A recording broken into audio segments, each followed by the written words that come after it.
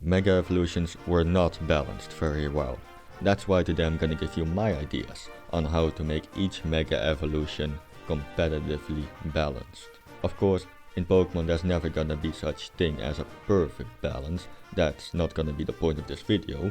My main goal today will be to give each and every Mega evolution some kind of unique quality that it could then use to at least be a niche pick.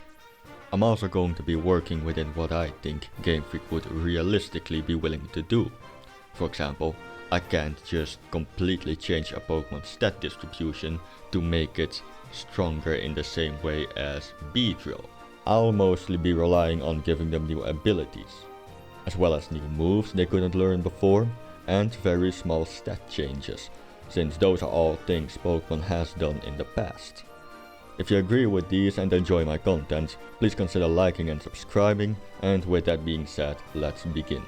First, Salamence and Metagross. Arguably the two most broken Megas, but also the easiest to fix. 700 base total on its own isn't that bad. It's only when you put a 30% attack boost on top of that it becomes a bit diabolical. Just give Salamence something like a nerf, and Metagross light metal.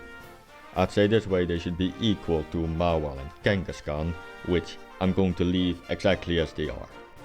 So going forward, these four are gonna be the standard of a Mega for the rest of this video. Either the raw power of a 700 total stats, or some kind of great typing or ability to make up for that. Then next, Mega Venusaur doesn't actually have much to improve. Regular Venusaur is already a great option due to the combination of chlorophyll and sleep powder. Mega Evolution then just gives it the extra option to become an incredible tank if the situation calls for it. It was never extremely popular, but having that option with its own unique implications on a Pokemon that's already good on its own makes it almost always worthwhile to have that Mega Stone on your Venusaur as a second. Mega Charizard X also doesn't really need a buff. I think it's fine for the two Charizards to be a bit unbalanced, since X already has the objectively superior design. But also, if it were introduced in a Gen 10 context, he would be the only Pokemon in the game to get both Stab and a Tough Class boost on Breaking Swipe. Imagine if the Stab Dazzling Gleam from a Gardevoir also dropped the opponent's special attack. That's how strong that would be. So he's chill.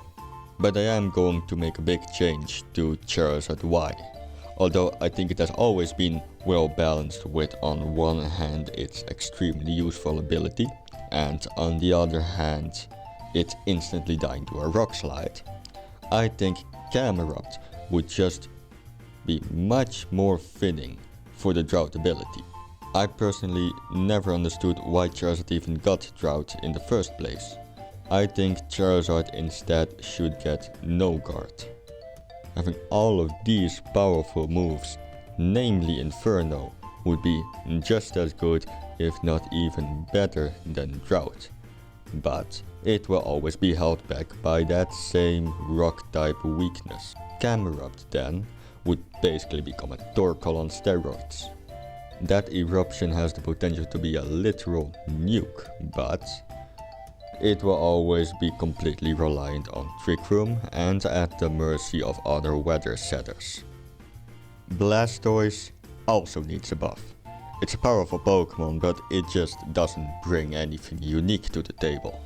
The change is pretty obvious though, just make Mega Launcher compatible with Hydro Pump. Like, come on guys, it's right there. No one would think anything strange of it. And also add in Flash Cannon and Weather Ball for good measure. You'd have an insanely hard-hitting water type with phenomenal coverage. Beedrill was a real tricky one to sort out though. It's just always going to be held back by its worthless type combo, and even that god tier stat distribution isn't fully making up for its lower base stat total. Mega Beedrill is trying to be a glass cannon, true and true, and you can't really change that. That's just clearly how it's supposed to be designed. But it will always be an inferior glass cannon to Alakazam and Aerodactyl.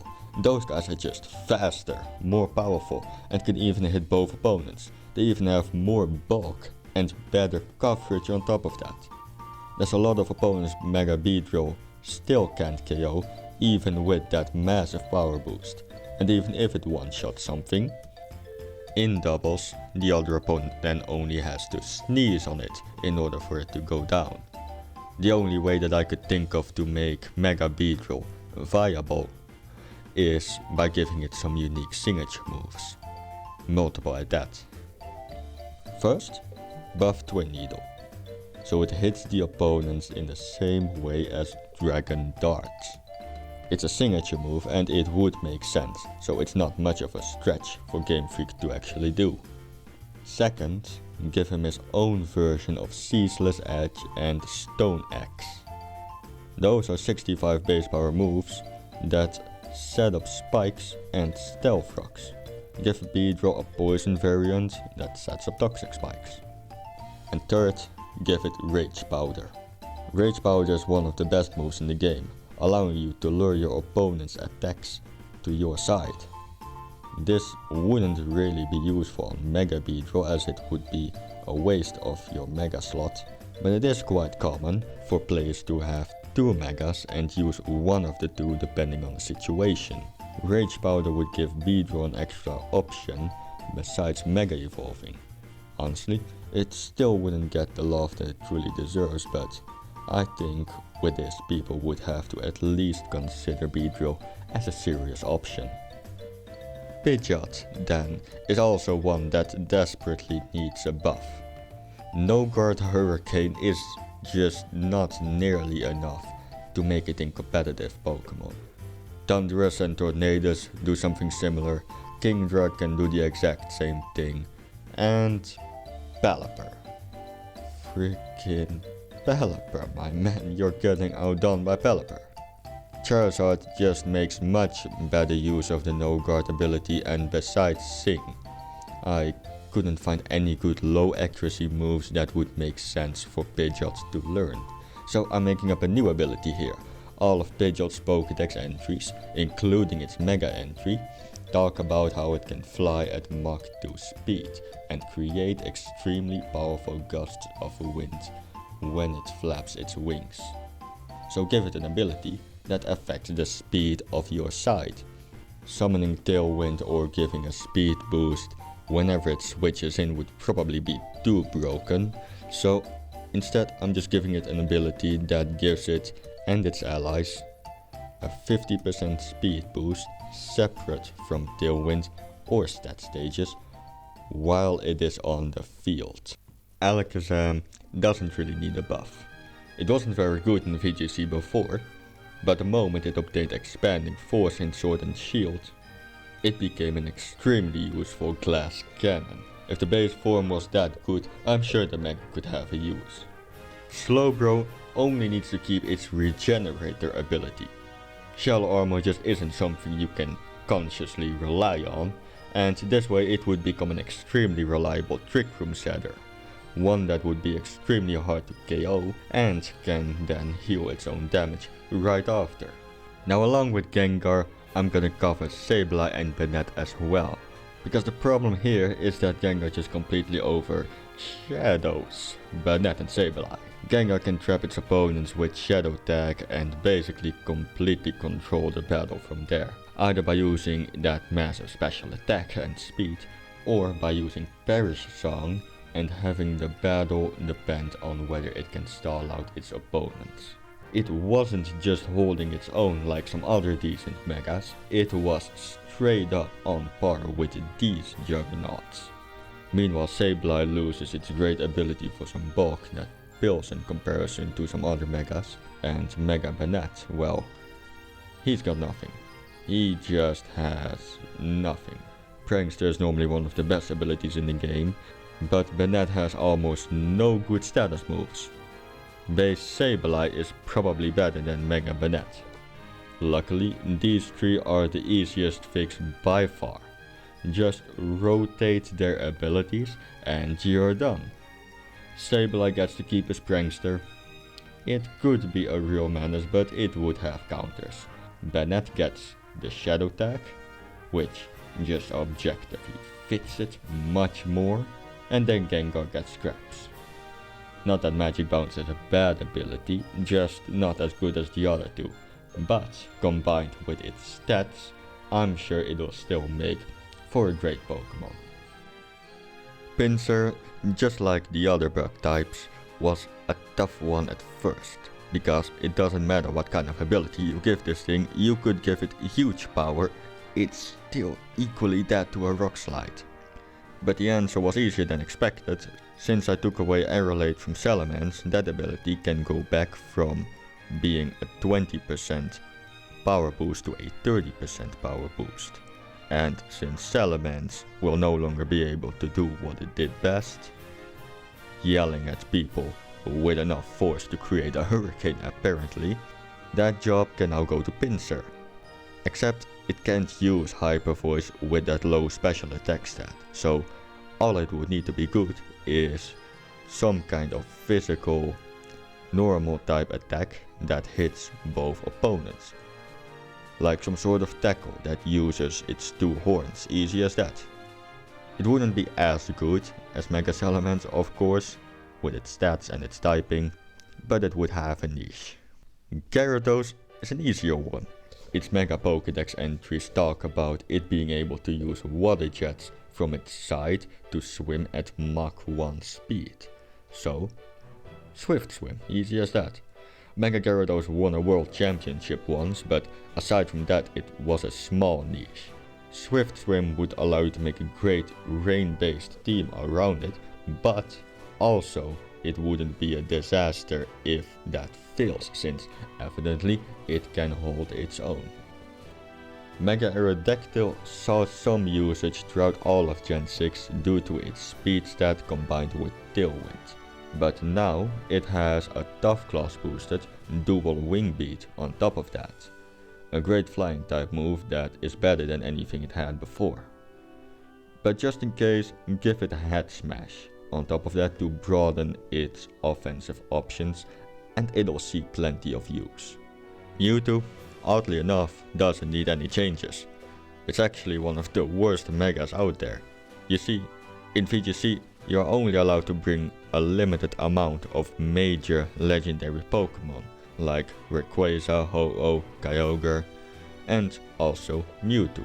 Therefore, using both that legendary slot as well as your Mega slot on Mewtwo is a massive investment that's never really worth it. I'm also not gonna buff Mewtwo of all things though. This is the one Mega I am completely fine with being weaker than the rest. Mega Ampharos should definitely get Electric Surge. It would just make so much sense with it lighting up lighthouses and stuff, and also we currently really lack a good non-legendary electric terrain user. Pincurchin just sucks. Steelix's problem is that it's designed to be a physical tank, and sure it does a great job at that, but VGC players just aren't really looking for that. It just can't hit hard enough to be useful in Trick Room, and that special defense can be broken through with relative ease. However, it does have those pretty crystals in its design, and although there's no Pokédex entry that can explain what exactly those do, I could definitely see those crystals having some implication on the special defense stat. So I'm giving Mega Steelix an ability like Fur Coat that doubles its special defense. With that, it could finally do what it was designed for all the way back in Gen 2 and even back in Gen 1 as Nonix, and be the biggest juggernaut in all of Pokemon. Scizor was ironically just as hard to sort out as the other bug types, despite it being one of the only actual strong bug types. It's not an incredible Pokemon because frankly no bug types are, but it's a very decent Pokemon on rain teams. The Mega, however, just doesn't add anything significant to that, and it's not worth using your Mega slot on it. Scizor also heavily relies on its Technician ability, so I really couldn't think of anything to add to it. Until I suddenly remembered a very powerful ability that hasn't been seen much purely because of how obscure it is. And that ability is Steely Spirit. An ability that boosts your and your allies Steel type moves by 50%. The only reason this ability isn't a staple in competitive Pokemon is because the only Pokemon that gets it is Berserker. A Pokemon that can barely be called usable, and purely because of its unique and great ability. If you gave that to a Pokemon with actual good stats, though I wouldn't know what the exact implications of it would be, players could definitely find a good use for it. And last of the bugs, Heracross. Again, you could give this thing huge power. Like, you really could, it would thematically make sense. But that bug is still getting squished. Specifically by a bird. So it can't just be more powerful. But then I started thinking, its Pokédex entries all talk about its amazing throwing power. But what about that armor? Beetles have strong armor, right? And both physical attack and defense clearly seem to be the focus here in its stats. So how about an ability like Fur Coat that doubles its defense stat? That would allow it to take physical flying attacks at the cost of its coverage moves. But that still wouldn't be enough to make it good. This ability would also have to make it immune to flinching as well as intimidate. So basically the ultimate defensive ability. You would have a physical bug type that could take Incineroar, as well as some physical flying types head on, but it would still go down to specifically a gust of wind. Any other fighting type would be broken with an ability like this, but in the case of Heracross it would merely justify its terrible typing.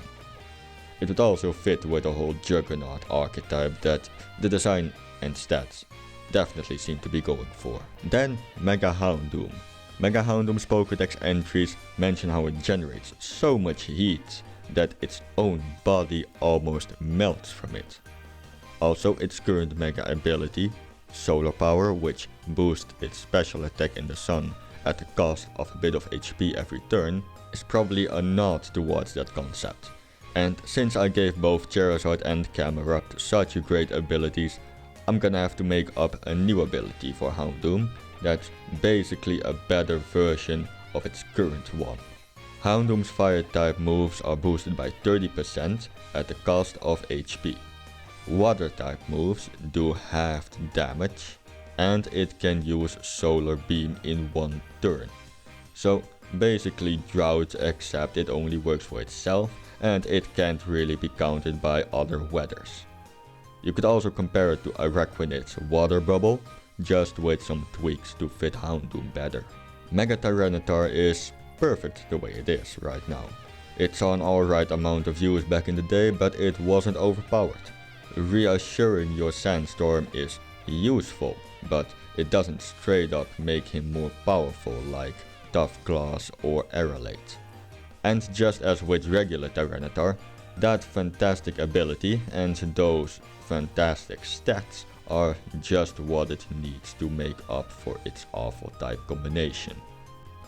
Mega Sceptile is a similar case to Charizard X. The anime made it look way cooler than it actually is in-game.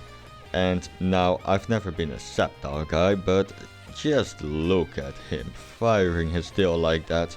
The missed opportunity just hurts. They really couldn't think of any way to include this in the games, because I could in less than 5 minutes. Just give it a Grass Gem as an ability. The first grass move it uses after switching in gets a 50% boost.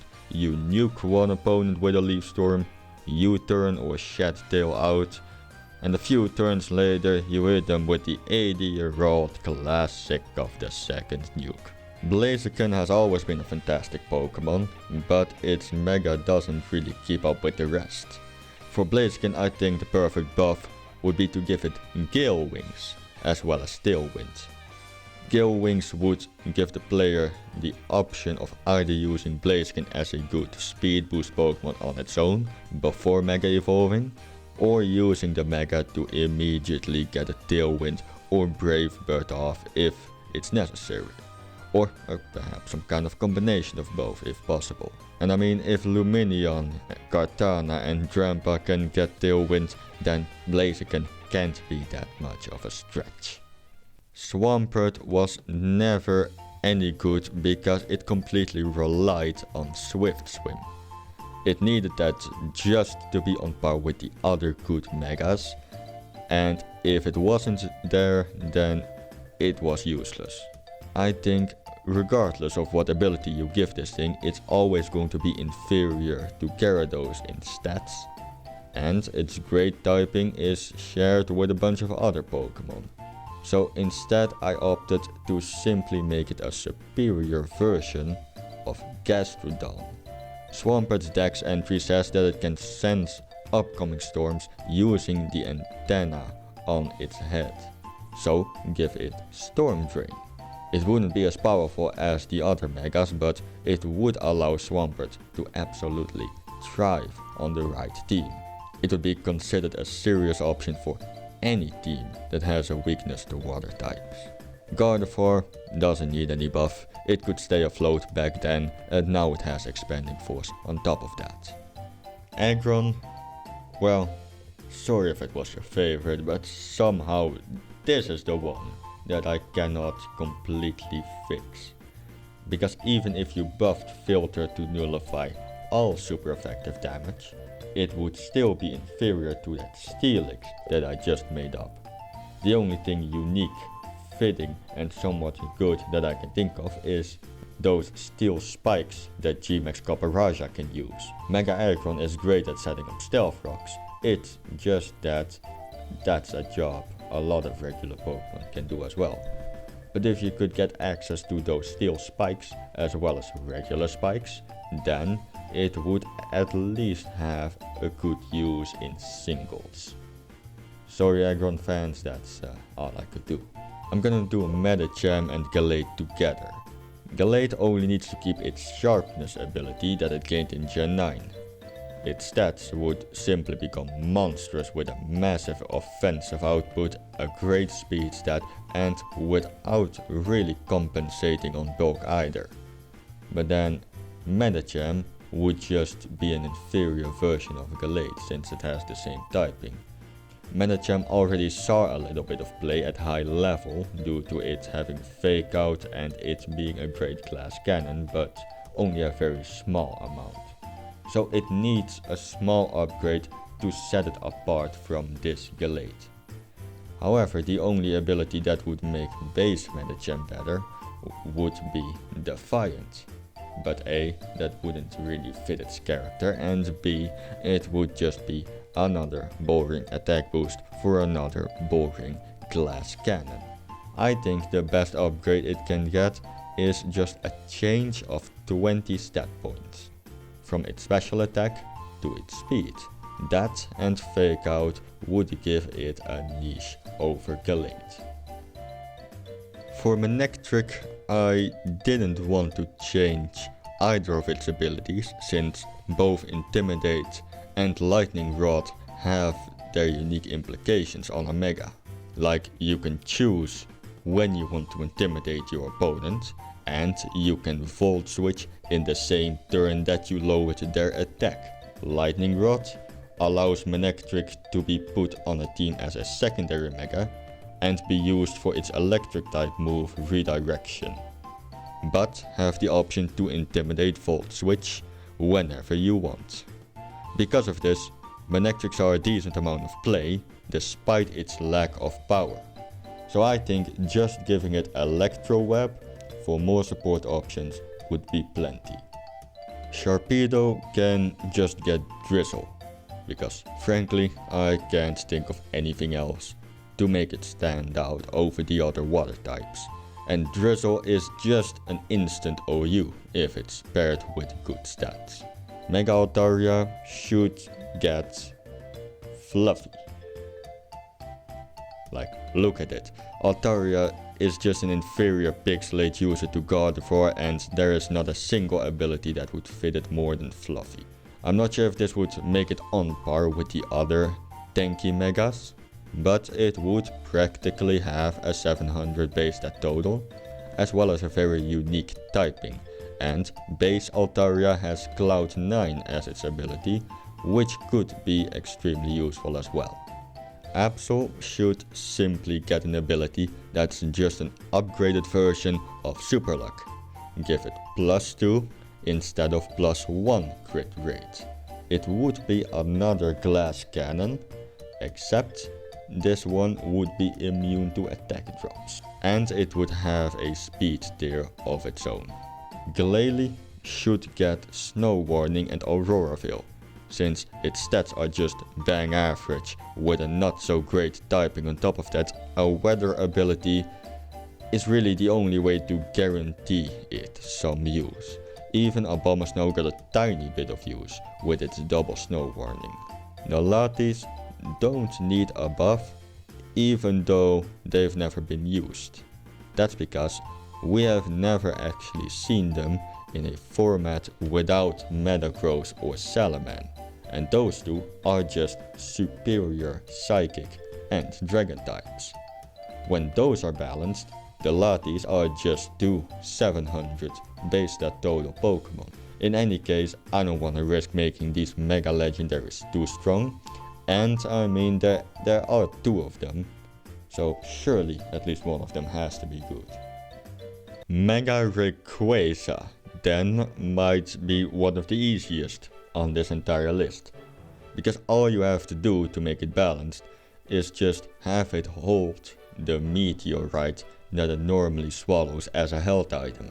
In Oras, you see, you've got this item called the meteorite in your bag throughout most of the game, and as you progress through the story, it slowly starts turning into a Megastone, which Rayquaza then swallows at the top of Sky Pillar at the end of the post game, allowing it to permanently Mega Evolve without an item. However, until Rayquaza swallows that meteorite in the story, even a Rayquaza that you trade over can't Mega Evolve, so it would be very easy to retcon this. Make him hold the item instead of swallowing it, and that way it would be balanced in the same way as Mewtwo, being a massive investment for an incredibly powerful Pokemon.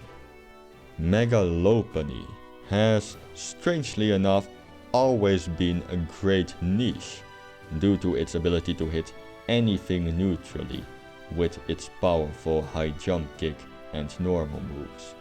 The only thing I would add is some extra addition to its Scrappy ability, similar to Ursaluna's Mind's Eye.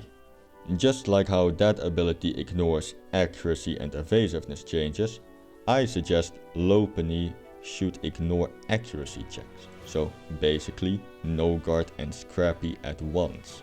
Because this way, high jump kick would be much more reliable, and its best normal type move, which previously was Return but is not in the game anymore now, will now become Mega Kick, which is just too perfect. Guard Jump is a similar case to Venusaur. It's not that Mega Guard Jump is a bad Pokemon, it's just that regular Guard Jump is already a great Pokemon and Mega Guard Jump plays very differently. Regular Guard Jump fits on a lot of teams, but for the Mega you would need to build your team around its Sand Force ability. I think this balance is perfect for a Mega Pseudo Legendary.